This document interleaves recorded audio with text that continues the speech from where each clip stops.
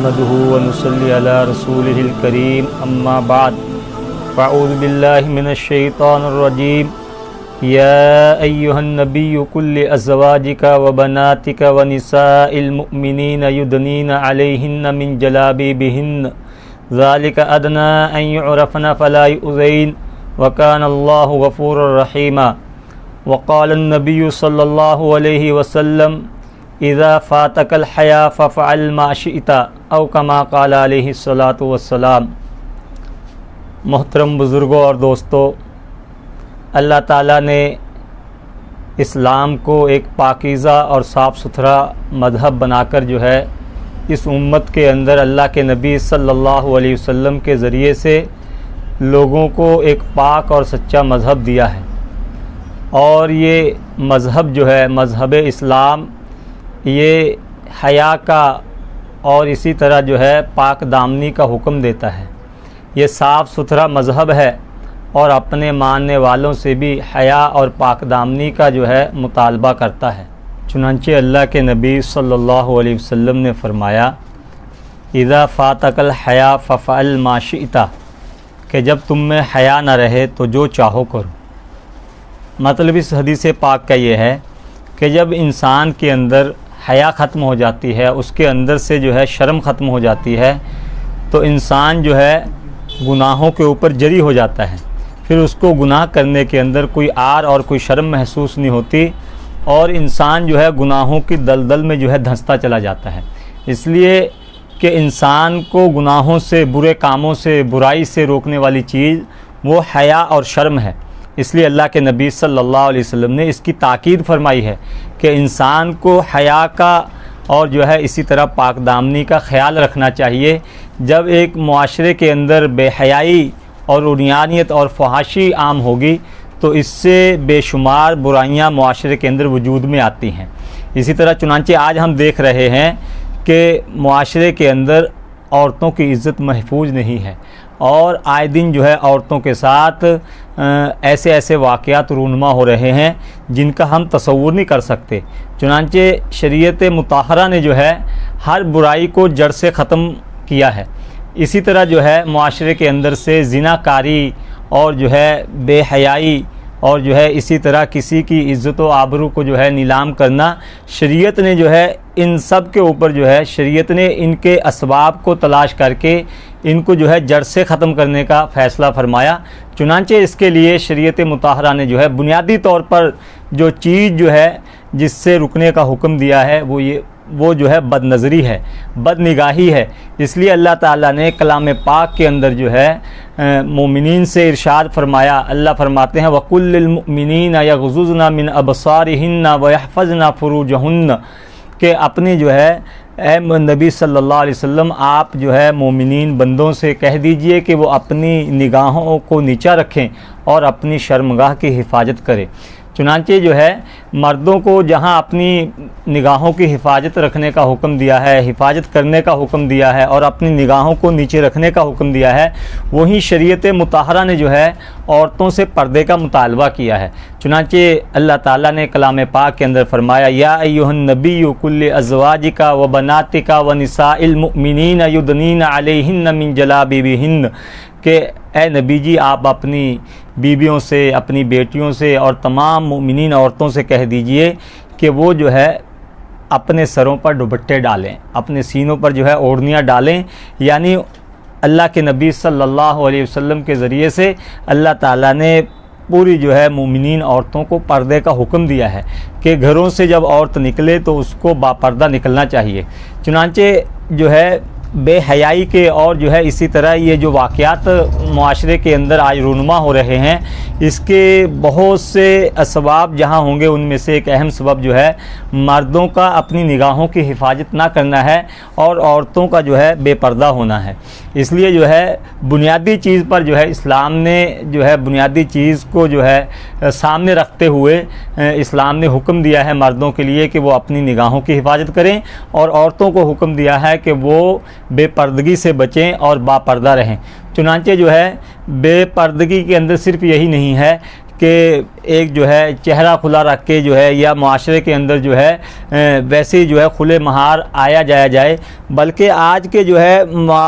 رواج کے اعتبار سے، آج جو ایک فیشن کا دور چلا ہوا ہے اس کے اعتبار سے جو ہے بہت سی ایسی چیزیں ہیں جو بے حیائی کے اندر آ جاتی ہیں اور بے پردگی کے اندر آ جاتی ہیں۔ چنانچہ اللہ کے نبی صلی اللہ علیہ وسلم نے حدیث پاک کے اندر ایک جگہ ارشاد فرمایا جس کا مفہوم اور خلاصہ ہے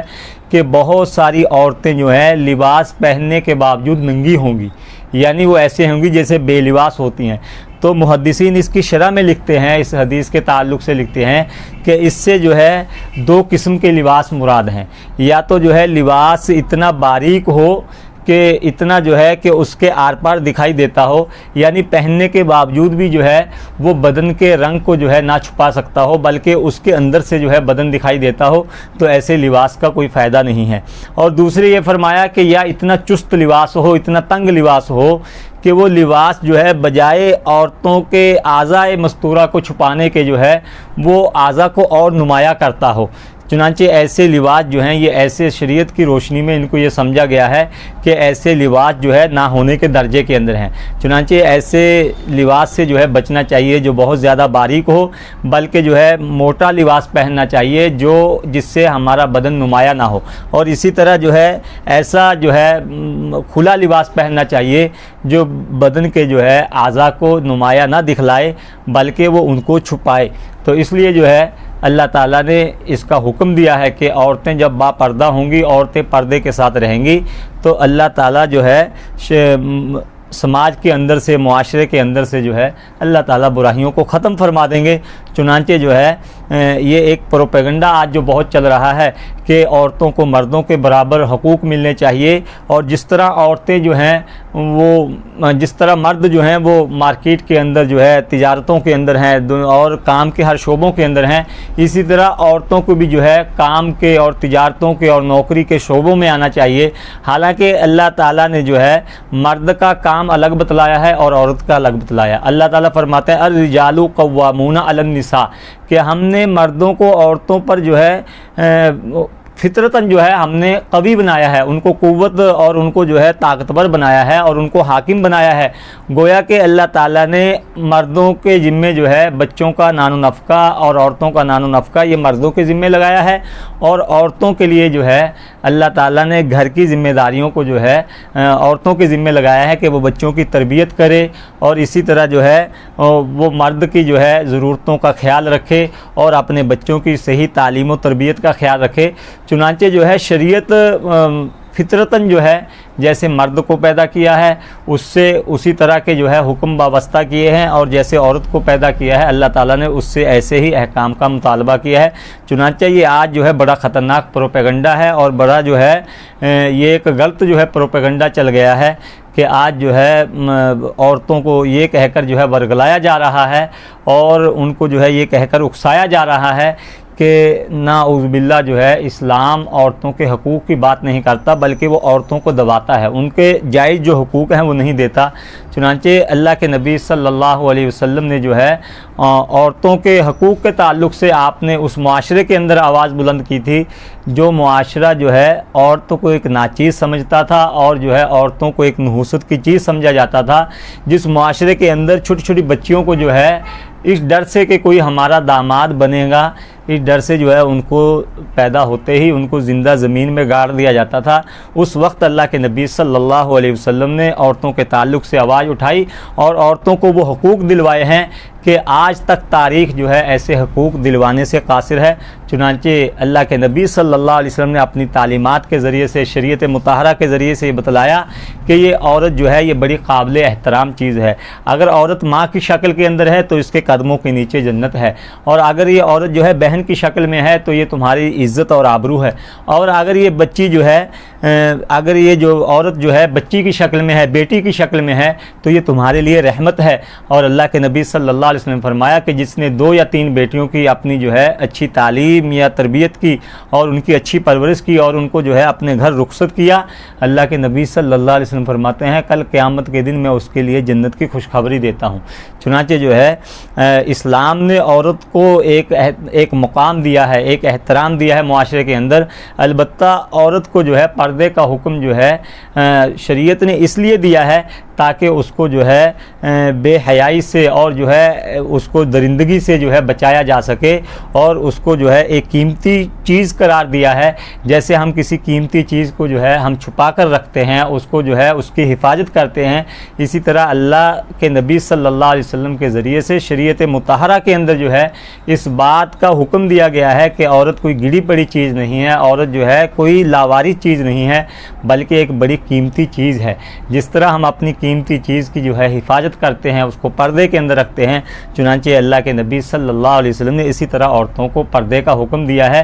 جہاں معاشرے کے اندر پردہ ہوگا اور اسی طرح حیا ہوگی تو وہاں جو ہے ایسے واقعات رونما نہیں ہوں گے جیسے واقعات جو ہے ہم دیکھ رہے ہیں ملک عزیز کے اندر جو ہے دن بدن بڑھ رہے ہیں، اور ان کی رفتار جو ہے